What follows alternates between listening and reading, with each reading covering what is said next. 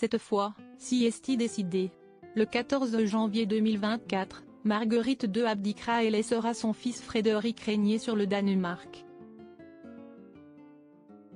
Une retraite prise à 83 ans pour laquelle la reine a déjà de nombreuses activités prévues. Les journalistes de Point de Vue ont révélé les principaux loisirs auxquels elle devrait s'adonner et on est loin de la vie de château. D'ici quelques jours, Marguerite II cédera sa place sur le trône à son fils, le prince héritier Frédéric.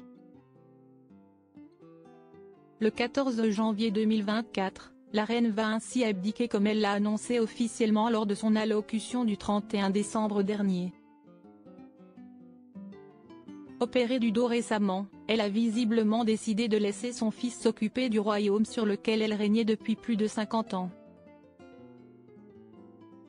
Alors que fera Marguerite II pendant sa retraite?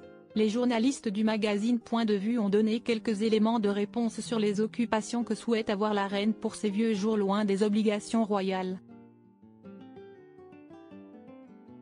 Passionnée de dessin, de peinture mais aussi de couture, elle aurait prévu de s'adonner à divers plaisirs créatifs ainsi qu'à la littérature, l'un de ses passe-temps favoris. Créatrice de costumes et scénographe, Marguerite apprécie en effet le dessin et la peinture, indiquent ainsi nos confrères qui rappellent que la reine a d'ailleurs illustré de nombreux ouvrages littéraires, comme la réédition en 2002 du Seigneur des Anneaux, de J. R.R. Tolkien mais aussi eu plusieurs de ses peintures exposées dans de prestigieux musées et galeries, au Danemark et dans d'autres pays, comme en France, à Cahors, à l'été 2022.